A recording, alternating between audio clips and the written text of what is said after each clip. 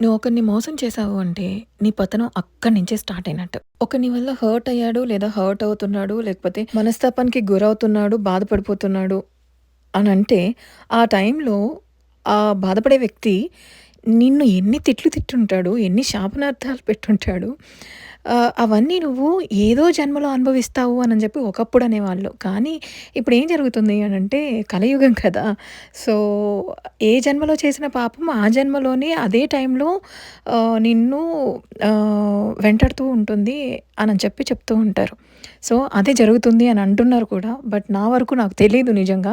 ఒక 1 వీక్ నుంచి చాలా ఆలోచిస్తూ మెంటల్లీ చాలా స్ట్రెస్ ఫీల్ అవుతున్నాను. సో, ఏం చేయాలో తెలీదు. అందుకే నేను దేవుడి దగ్గరికెళ్ళి ప్రశాంతంగా ఒక 1 అవర్ టైమ్ స్పెండ్ చేయాలి అనుకున్నాను. సో, నేను స్టార్ట్ చేసిన నా భక్తి జర్నీ అంటే లైక్ ఫస్ట్ నేను చేతులెత్తి మొక్కిన దేవుడు ఎవరైనా ఉన్నారు అంటే అది సాయిబాబాని. అంటే కులదైవం వేరే ఉంటారు. బట్ నమ్మకం అంటూ ఒకటుంటుంది గదా! ఆ నమ్మకం స్టార్ట్ అయింది మాత్రం దేవుడి మీద నాకు సాయిబాబా త్రూనే అండి. So, decided to give some time to my favourite God. Like ఒక 5 డేస్ అష్టోత్తర శతనామావళి అని ఉంటుంది. లైక్ ఏం చేస్తాము అంటే అభిషేకం చేసుకొని అంటే మనకు తగ్గట్టు అభిషేకం చేసుకొని ఒక 5 డేస్ ఆ సాయి అష్టోత్తర శతనామావళి చదువుకోవాలనమాట.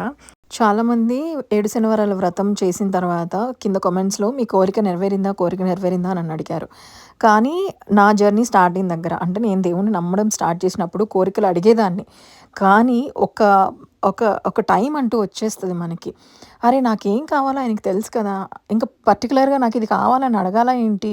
అనని ఒకటొచ్చేస్తుందండి. సో, అది తెలిసిన దగ్గర నుంచి దానికి ఆన్సర్ మీరు అడిగిన దానికి ఆన్సరు నాకేది కావాలో ఆయనకి తెలిసినప్పుడు నేనేం కోరిక కోరకుండా నేను ఏ పూజైనా గానీ అలానే చేస్తాను.